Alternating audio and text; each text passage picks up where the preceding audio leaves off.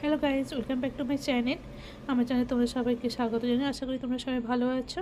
আজ আমি তোমাদের সামনে নিয়ে এসেছি একটা নতুন রেসিপিটির নাম হলো ক্রিসপি এগ প্ল্যান্ট ফ্রাই। তাহলে চলো দেখে নেওয়া যাক রেসিপিটা আর কিছুই না, খুব সহজ একটা রেসিপি। এই জন্য আমি প্রথমে নিয়েছি একটা পেঁয়াজ, অল্প আদা আর 4-5 কোয়া রসুন। আর এই আদা পেঁয়াজ রসুন যেটা নিয়েছি সেটা আমি মিক্সার গ্রাইন্ডারে গ্রাইন্ড করে নেবো। এদিকে আমি দুটো ছোটো ছোটো বেগুন নিয়েছি।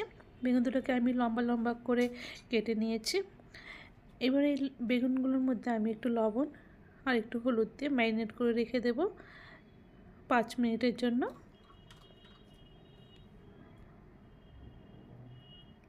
রেসিপিটি ভালো লাগলে অবশ্যই একটা লাইক, শেয়ার অ্যান্ড কমেন্ট করো। এবার আমি একটা পাত্রে 4 চামচের মতন ময়দা নিয়েছি আর বেটে রাখা মশলাটা এর মধ্যে দিয়ে দিলাম। এরপর আমি এর মধ্যে দিচ্ছি ভাজা জিরে গুঁড়ো আর দিচ্ছি লবণ আর অল্প এখানে চিলি পাউডার, লঙ্কা গুঁড়ো আর অল্প এখানে হলুদ গুঁড়ো দিলাম। এবার জল দিয়ে এটাকে ভালো করে একটা মিশ্রণ বানিয়ে নিতে হবে। মিশ্রণটা যাতে পাতলা না হয় সেটা একটু খেয়াল রাখতে হবে।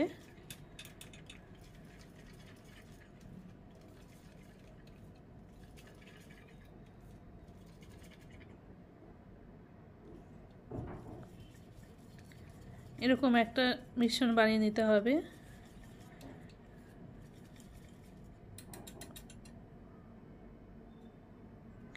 এরপরে আমি নুন হলুদ মাখানো লম্বা করে কেটে রাখা বেগুনের মধ্যে যে মিশ্রণটা বানালাম সেটা উপর থেকে মাখিয়ে দেব। এরপর আমি এদিকে বিস্কুটের গুঁড়ো নিয়েছি। বিস্কুটের গুঁড়ো বা ব্রেড ক্রাম্ব যেটাই তোমাদের কাছে থাকে সেটা নেবে। সেটাকে নিয়ে এরপর আমি এর মধ্যে উপর থেকে এটাকে ছড়িয়ে দিচ্ছি। এইভাবে প্রতিটা বেগুন আমি এইভাবে একটা একটা করে বানিয়ে নেব।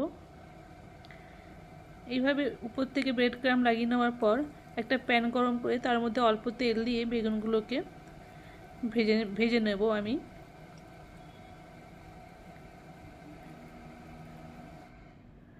উল্টো দিকটা আগে দিলে ভালো হয়। এই দেখো বেগুন আমার ভাজা হয়ে গেছে, দুটো সাইড কি সুন্দর ক্রিসপি হয়ে গেছে। ভীষণ সুস্বাদু এই বেগুনের রেসিপি। তোমরা বাড়িতে অবশ্যই ট্রাই করো এবং ট্রাই করে একটা কমেন্ট করে জানিও কেমন হয়েছে এই রেসিপিটি। এটা কম তেলে একটা সুস্বাদু একটা বেগুনের রেসিপি। তাহলে আজ এই অবধি, আবার আমি চলে আসবো নতুন কোনো পর্বে নতুন কোনো রেসিপি নিয়ে। তোমরা সবাই ভালো থেকো। ওকে, বাই, টেক কেয়ার।